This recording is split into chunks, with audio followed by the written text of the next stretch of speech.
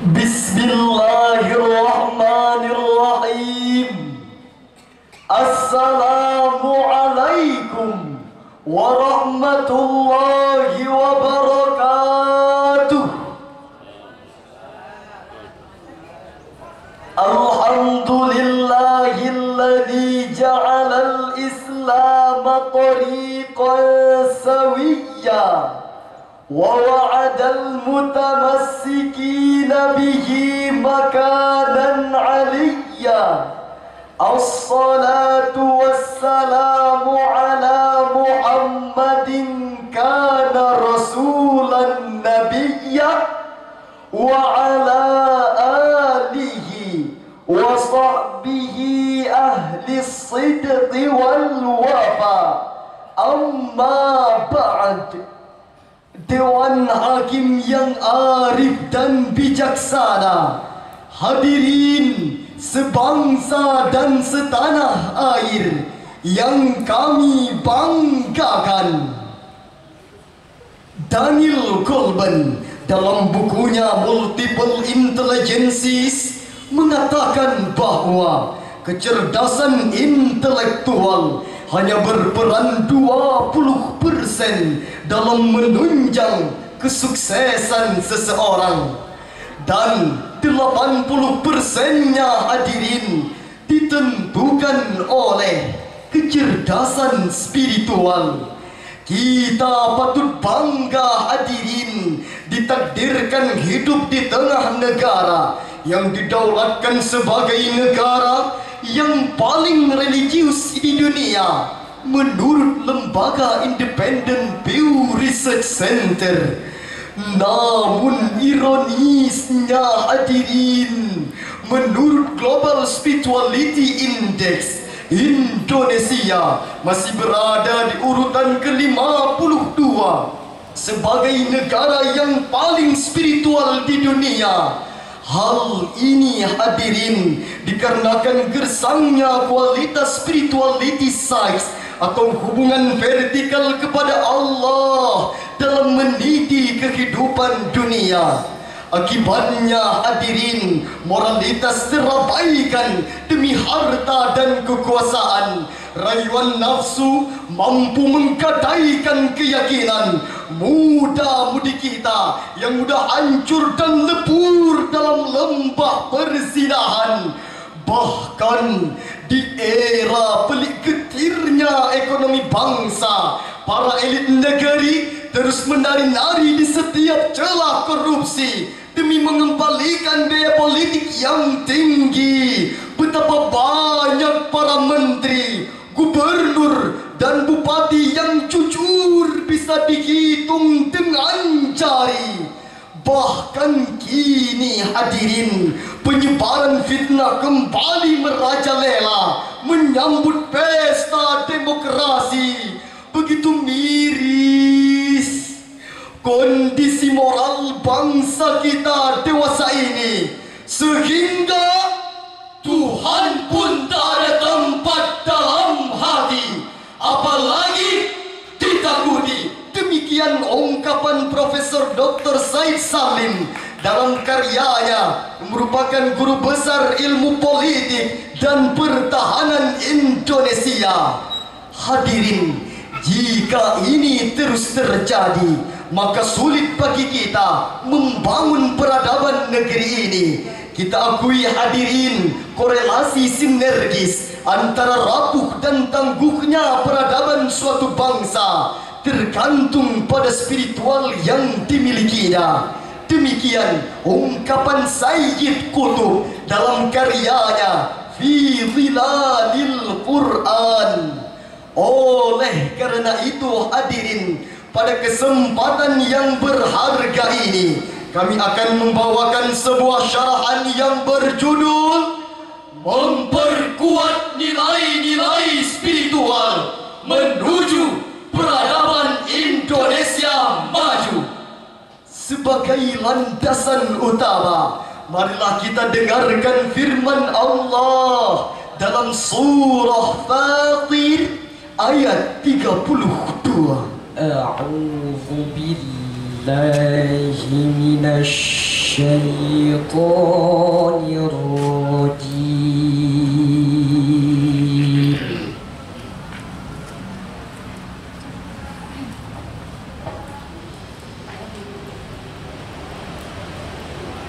بسم الله الرحمن الرحيم.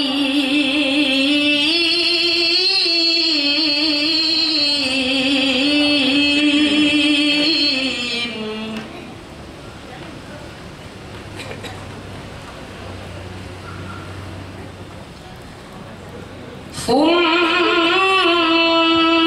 أورثنا الكتاب الذين اصطفينا من عبادنا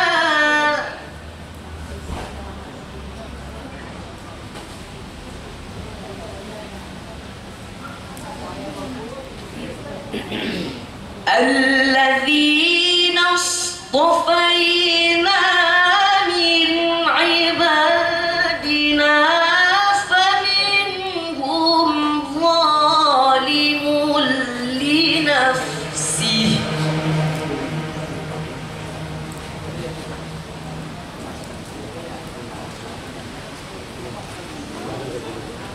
فمنهم ظالم لنفسه ومنهم مقتصد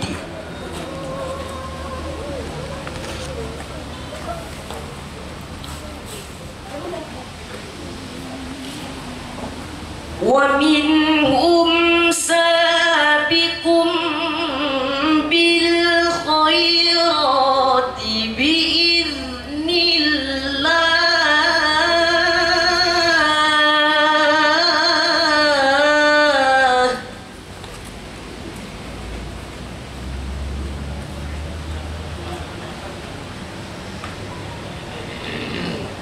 ذلك هو الفضل الكبير.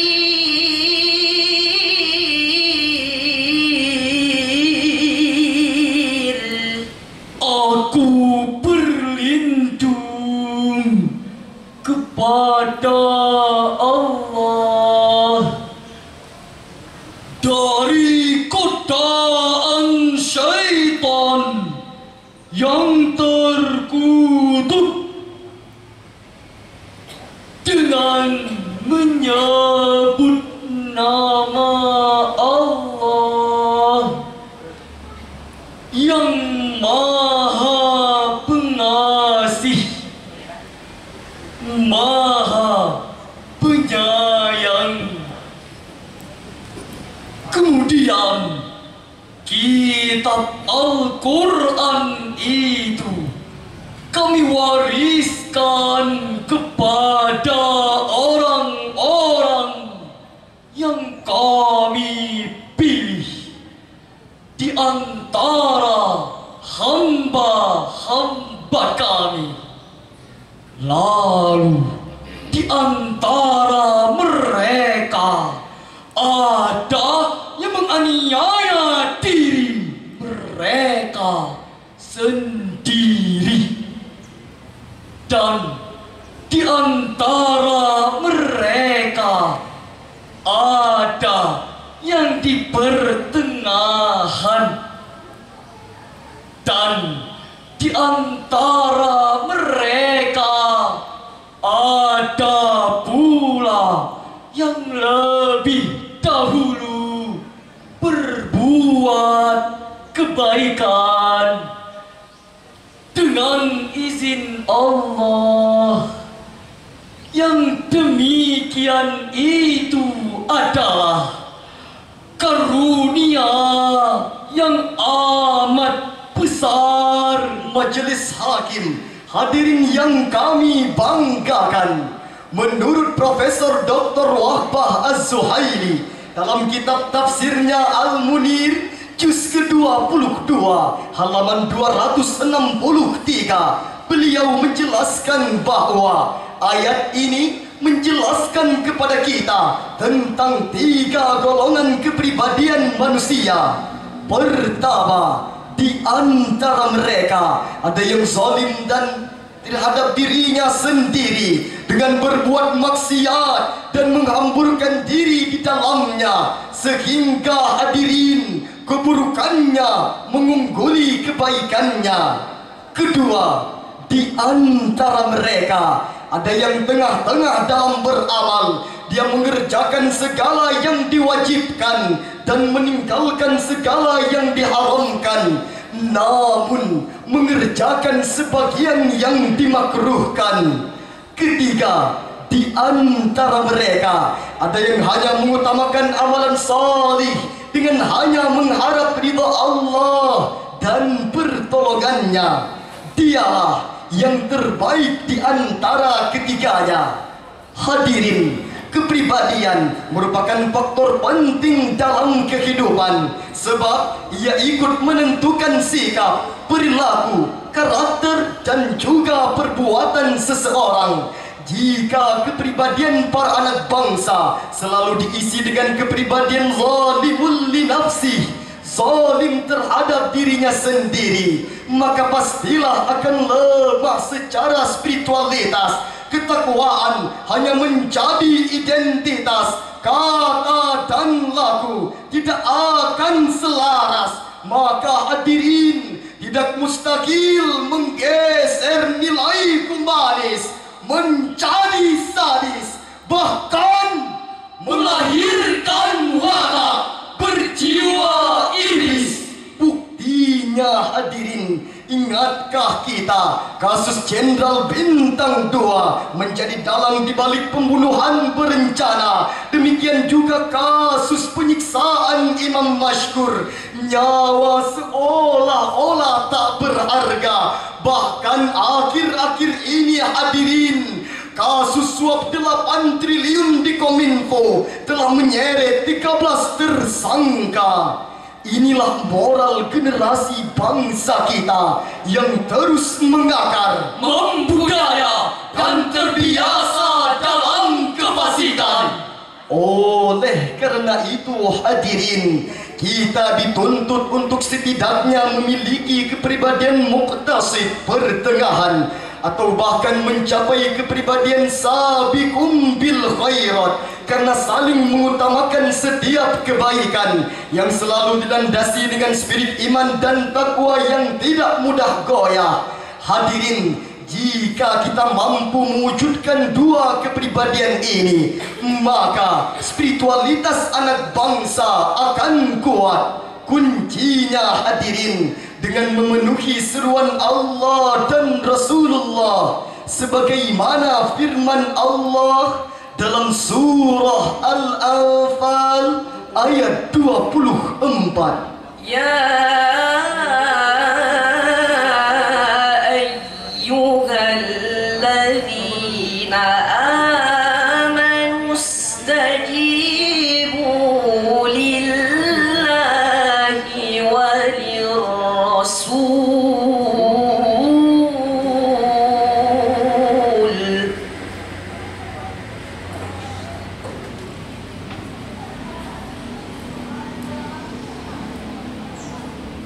Istajibu lillahi walirrasuli idza da'akum lima yuhyikum.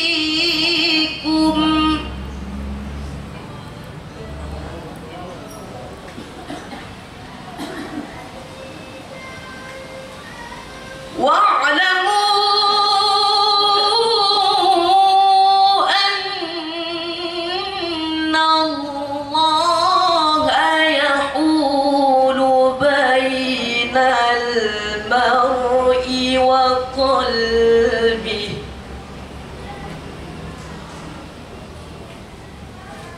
wa annahu ilayhi tuhsyarun.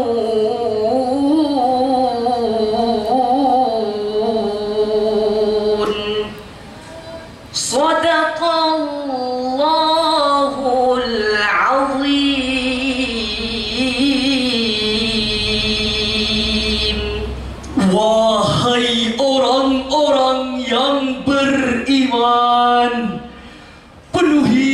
inilah seruan Allah dan Rasulullah. Apabila ia menyerumu kepada sesuatu yang memberi kehidupan kepadamu, dan ketahuilah bahwa sungguh Allah membatasi manusia dan hatinya, dan sungguh kepadanya lah kamu akan dikumpulkan. Maha benar Allah yang maha agung atas segala firman-Nya. Dewan Hakim, hadirin yang kami muliakan, menurut Syekh Muhammad Sulaiman Al-Ashqar dalam Zubdatut Tafsir Min Fathil Qadir jilid keempat halaman 255, beliau mengatakan bahwa bersegeralah dalam melaksanakan ketaatan kepada Allah dan Rasulullah dengan menjalankan perintahnya, karena hadirin, di dalam menjalankan perintah-perintahnya terdapat kebaikan hidup, kemuliaan dan kesempurnaan bagi kalian. Yakinilah dengan penuh keyakinan bahwa Allah menguasai dan mengarahkan hati manusia kepada apa yang Ia kehendaki. Sebuah syair mengingatkan kita, jagalah hati wahai generasi bangsa, hilangkan hawa nafsu dunia yang fana, hiasilah diri dengan iman dan takwa. Allah selalu menjaga generasi mulia, bangsa akan maju dengan peradabannya. Bersegeralah segala perintahnya, tak mudah goyah kokoh iman dan takwa, agar terjaga spiritualitasnya. Bangsa akan maju dengan peradabannya, dengan mengharap ridha Allah Ta'ala, dengan mengharap ridha Allah